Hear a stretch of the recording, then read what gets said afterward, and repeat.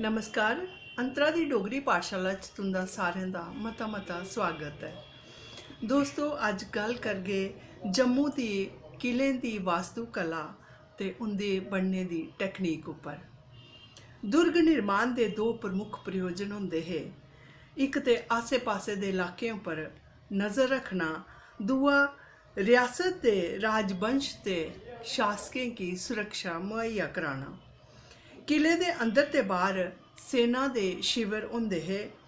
इस कारण सरकारी कर्मचारी, सामंत ते प्रजा भी किले दे कश गै बसी जंदे हे। इयां गै करदे करदे आस्ता आस्ता किले दे गै आस पास केई ग्रां ते केई बस्तियां बसी जंदियां हियां। जम्मू दे किले उच्चे थाह्रें पर बने दे न। ज़्यादातर किले प्हाड़ें दी चोटियें पर बने दे न। प्हाड़ियें दी ढलानें च कंटीले झाड़ें दे जंगल इन्ने फैले दे होंदे हे जे उत्थै आक्रमणकारी इन्नी आसानी कन्नै अंदर तक नहीं पुज्जी सकदे हे।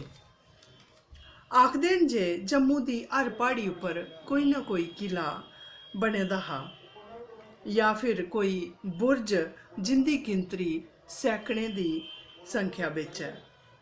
1892 च 47 किलें दा वर्णन होए दा है।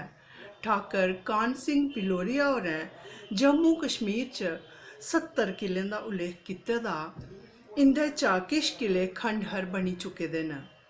तैमूर ने फरवरी 1399 ईस्वी च जम्मू पर आक्रमण किया तां उसने मानसर च शिविर लाया।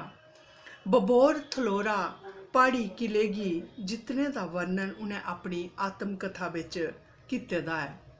तैमूर ने किला-ए जम्मू अर्थात बाहू दे किले दा भी उल्लेख कीते दा है।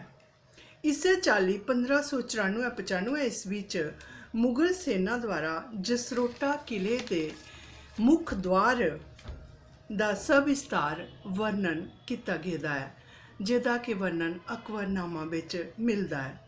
जम्मू दे राजवाड़ें केई किले बनवाए, जियां के मोहरगढ़, रामनगर, क्रीमची, पुंछ, रियासी, रजौरी ते बाहू दे किले।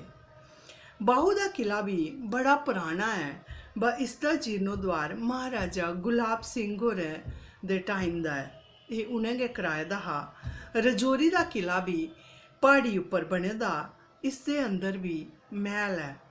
रियासी दा किला बक्खरी गै शैली दा बने दा है, बड़ा गै खूबसूरत है ओह्। पुंछ दा किला मैदान च बने दा। जम्मू क्षेत्र च मोहरगढ़ दा जेह्ड़ा किला है ओह् सारें शा बड्डा ते सारें शा शानदार है। किले बाह्रे दा सादे पर अंदरें केई गुप्त मार्ग होंदे हे। उं'दे च केई सुरंगां होंदियां हियां जेह्ड़ियां के सुरक्षा प्रदान करदियां हियां। अगर कोई आक्रमणकारी आई जंदा हा तां जेह्ड़ी राज फैमिली राजवंश होंदा हा उ'नेंगी छपैलियै उत्थुआं दा कड्ढने दे केई रस्ते, केई सुरंगां बनी दियां होंदियां हियां। या फिर केई बारी आक्रमणकारियें उप्पर गर्म पानी सुट्टना, अग्ग दी वर्शा करना जां इ'यां गै केई किस्म दे अपने बचाव करने ताईं ओह् सुरंगां बनाई दियां होंदियां हियां। पत्थर भी बरसाए जंदे हे उ'नें सुरंगें दे थ्रू जिल्लै ओह् अपना बचाव करदे होंदे हे। किले दे अंदर दा इक गुप्त मार्ग होंदा हा जेह्ड़ा कि दूर दूई कुसै घाटी पर जाइयै निकलदा हा या फ्ही कुसै मंदर तक पुजदा हा, ताकि मुसीबत आने पर राजवंश गी उत्थुआं दा बचाइयै गुप्त मार्ग बिच लेई जाई सकै।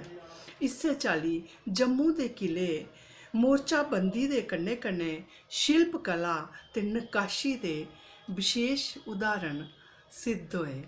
एह् साढ़े जम्मू दे डुग्गर प्रदेश दे किलें उप्पर गल्ल कत्थ। अगले हफ्ते कोई होर जानकारी लेइयै हाजिर होगी। उस टाइम तक मिगी तुस इजाजत देओ। धन्नवाद तुंदा, बहुत बहुत शुक्रिया।